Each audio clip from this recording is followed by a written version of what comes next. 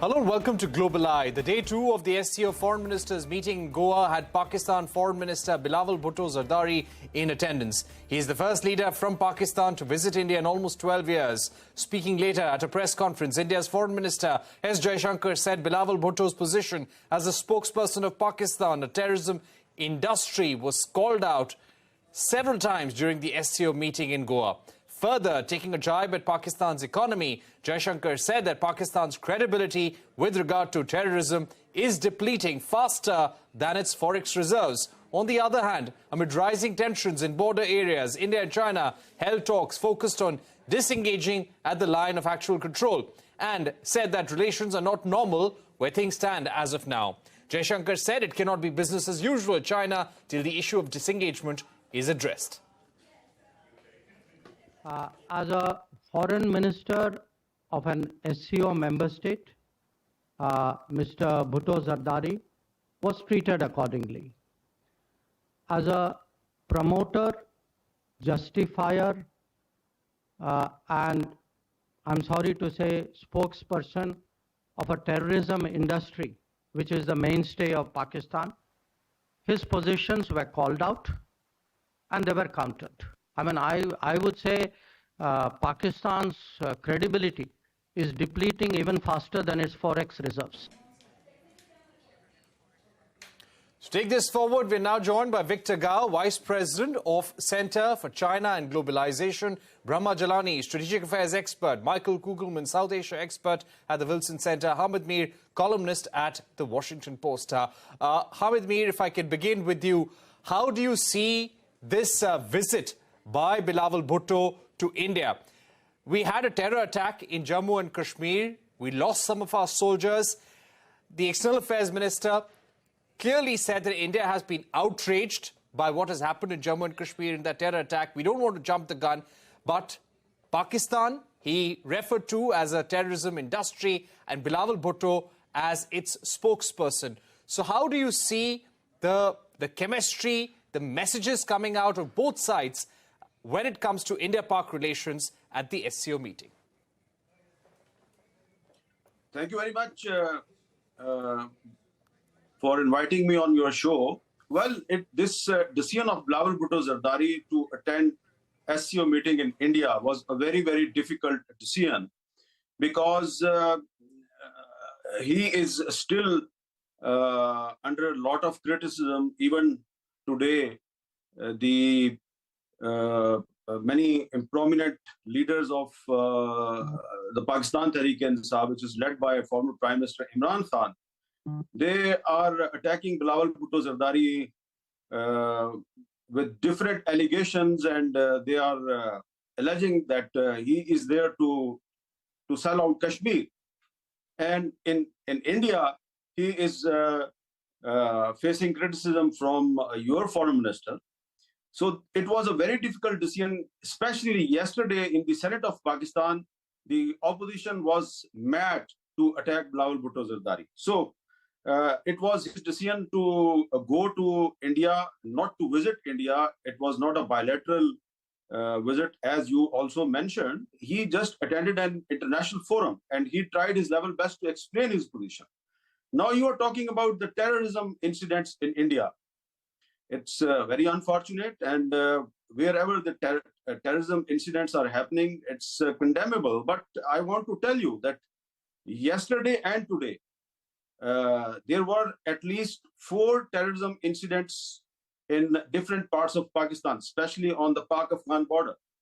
And our defense minister and our interior minister, who belongs to PMLN, which is led by Mr. Nawaz Sharif, they think that this terrorism, which is now becoming a big issue in the border areas of Afghanistan, is sponsored by India. Now, you can say that India have no presence in Afghanistan, but they say that there is a lot of Indian presence before the Taliban captured Kabul. So the Indian foreign minister made allegations on Pakistan for sponsoring terrorism, and the Pakistani government, especially our defense minister and interior minister, they are making allegations on India for sponsoring terrorism. And you must remember that one Indian spy, Mr. Kulbhushan Yadav, is in the custody of Pakistan since many years, and he accepted the responsibility of organizing terrorism incidents in Pakistan, and he was from Indian Navy, and he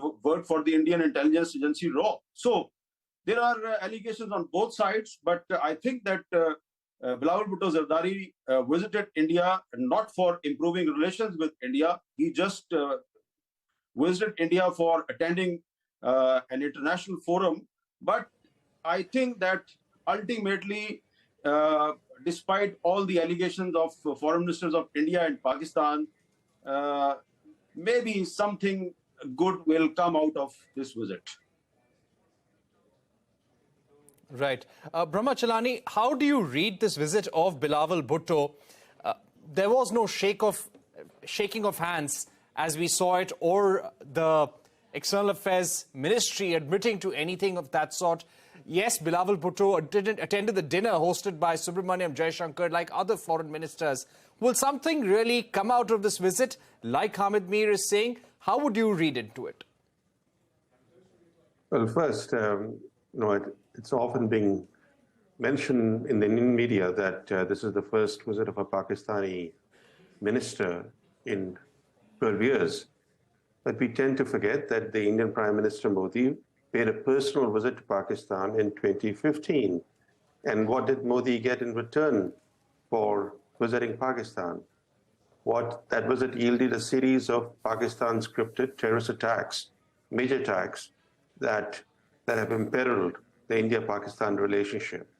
But looking more broadly at Pakistan today, Pakistan is torn by a deepening crisis. It's sinking into a deeper hole. Its military-backed prime minister is clutching at straws for survival. Pakistan looks internationally isolated, and in that context, for Bilawal Bhutto to visit the SCO meeting certainly appeared to be an effort to burnish Pakistan's image, that it's not isolated. But the fact is that by constantly holding a begging bowl and seeking bailout assistance, Pakistan is an embarrassment even to its friends like China and Saudi Arabia. It's constantly seeking bailout assistance. And to make matters worse, there's a weak, unpopular government in Pakistan. That government remains in power entirely due to the army. This government is in no position to mend relations with India. So Bhutto may be in Goa. The fact is that even if India was ready, this government in Pakistan is in no position to improve relations with India. In fact, Pakistan may be hurtling towards chaos. And yet, ironically, in the past, the army has been quite willing to return to power. But today, the Pakistan army enjoys power without responsibility. It's getting the best of both worlds. Through backseat driving, it directs the prime minister, who's little more than a chauffeur, and lets the blame for the country's economic and political turmoil fall on civilians, the civilians that run the government, the Supreme Court, and other national institutions, like the Election Commission. So civil-military relations in Pakistan are at the root of Pakistan's problems. Unless the civil-military relationship is corrected, we will not see a more stable Pakistan. Okay, Victor Gao, if I can get you in at this stage, what was China's major mission at this SCO meeting? And if we were to first ask you about the bilateral meeting between the Chinese foreign minister and the Pakistani foreign minister, what were the priorities and what are some of the assurances that China is giving Pakistan for the future? Thank you very much for having me. First of all, please allow me to congratulate the successful launch of the SCO Foreign Ministers meeting. Secondly, allow me to express my sincere hope that India will do an excellent job in hosting this Foreign Ministers meeting for the SCO member states. Thirdly, I think every one of us should be really amazed that SCO has become such a good umbrella to group countries like India and Pakistan together under the same roof. This is truly a remarkable achievement. All of us should be very proud of that. Now, being under the same roof, how can countries like Pakistan and India should deal with each other, should treat with each other? That's another thing. I hope we will have a very successful approach to each other between Pakistan and India. Now, between China and India, I'm so glad to see that our foreign ministers also have met successfully. And you mentioned Pakistan being isolated. So long as China and Pakistan remain allies with each other and good friends with each other, please allow me to emphasize, Pakistan will never be isolated, because you're talking about a very solid friendship and brotherlyhood, good neighborliness between Chinese people and Pakistan. You may also know that through China's brokerage, Iran and Saudi Arabia recently struck for peace and made a peace agreement. And the world is still enjoying the repercussions of the peace agreement between Saudi Arabia and Iran. I personally hope China will be able to play a role for greater rapprochement between India and Pakistan eventually. Right now, it's a mission almost impossible, but we should not give up hope. We should give the rapprochement and better relations between India and Pakistan a chance, because we are living in a world, and SCO has a very important role to play. That is to promote peace, stability, and reconciliation, rather than allowing confrontation and conflict or even war to break out within the SCO member states. This is a very important thing that all the SCO member states should strive I'd like to get in. All right. I'd like to get in Michael Kugelman at this stage to react to what Victor Gao said. When it comes to the diplomatic muscle that Pakistan has as of now, today in the press conference that External Affairs Minister S Jaishankar addressed at the conclusion of the SCO meeting, Michael, he said that Pakistan's credibility vis-a-vis terrorism is depleting faster than its foreign exchange reserves. But how much support does Pakistan really have in the region, and challenges for India that you see?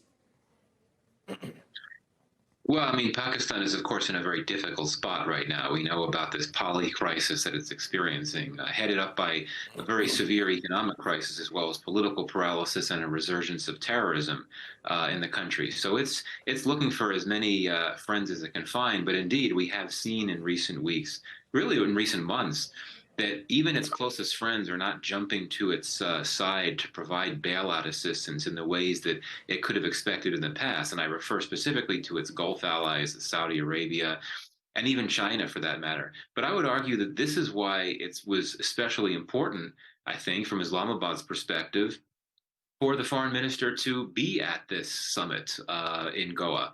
I mean, this is a rare, I would argue, this is a rare regional forum where Pakistan, even aside from India's membership, Pakistan actually finds a lot of friends and countries that it's seeking to engage with. China essentially dominates the SCO, and China is a close ally of Pakistan's. Russia also has traditionally exerted a very significant role within the SCO, and Russia is a country that Pakistan is clearly trying to cultivate a closer commercial relationship with, and we've seen that it recently ordered its first shipment of oil from Russia. Meanwhile, half the SCO membership is based in Central Asia, and that is a region that Pakistan has long sought to strengthen engagement with, mainly because of it's a resource-rich region. India, of course, is also seeking to strengthen engagement with Central Asia. So, I think at a moment like this, when Pakistan really needs as many friends as it can, it wants to take advantage of any opportunity to have bilateral meetings with senior officials from these Central Asian states. So for all those reasons, I think that it actually makes a lot of sense for Pakistan to have sent the foreign minister. But indeed, it's in a heap of trouble. Now that Mr. Bhutto Zardari is heading back to Pakistan, he's going to return to a country that's experiencing severe stress And nothing emerged from the SCO that would change that bottom line reality that Pakistan is just in a lot of trouble right now and needs to focus on getting its house back in order, so to speak, before it could focus on broader foreign policy goals in terms of making forward movement. Right. Hamid, taking forward what Michael Kugelman said, what has Bilawal Bhutto Zardari been able to take away from the SCO meeting? We're talking about how India and Pakistan reacted to each other, but in terms of his own bilaterals with Sergei Lavrov, the Chinese Foreign Minister Qin Gang and other bilaterals on the sidelines of the SCO meeting, what has he been really able to take from there? What are some of the key messages that you're getting from people on the ground? There was a contingent of Pakistani journalists also present there. Yeah, it's a very good question. And first of all, I must tell that you can criticize Bilawal Bhutto Zardari from the Indian point of view, but you have to accept that Bilawal Bhutto Zardari was the hot cake in this SCO summit. And not only the Indian media, but many other international TV channels, they were also covering his visit with a lot of curiosity, and he was the center of the attention in the whole summit. And initially, this visit was not getting proper coverage in Pakistan, but when the Indian media and even the Iranian media, they started highlighting the visit of Bilawal Bhutto Zardari, then the Pakistani media was forced to cover that. Yes, some of our colleagues were there to cover the SCO summit, but unfortunately, our journalist colleagues who are covering this summit in India, they also came under severe criticism from the party led by Mr. Imran Khan. The most important achievement of Bilawal Bhutto Zardari from this visit, from the Pakistani point of view, is that today I noticed on social media and in some on some other TV channels that some of the independent analysts who were criticizing that why Bilawal Bhutto Zardari is visiting India while the Indian security forces are committing human rights violations in Jammu and Kashmir, why he's going there. The same independent analysts, after the press conference of Bilawal Bhutto Zardari today, now they are praising him. So I think that when Bilawal Bhutto Zardari will come back from the Pakistani government's point of view, it was a big achievement that he visited SCO summit. It was an international forum. He presented Pakistani point of view there. But on the sidelines, when he addressed a press conference, after a very long time, some Pakistani leader raised the human rights violations in Jammu and Kashmir on Indian soil, on Indian land. And this is the biggest achievement of Bilawal Bhutto Zardari when he will come back. So a lot of people have already started praising him. So this is his biggest achievement, that he criticized the human rights violations in Jammu and Kashmir while standing on the Indian soil. All right, so you're saying that he has won political points back home. We're going to take a short break, but the other big focus, what happened between India and China, what happened between China and Russia, and India and Russia at the SCO meet. Don't go anywhere. This discussion with Brahma Chellaney, Michael Kugelman, Hamid and Victor Gao continues on the other side.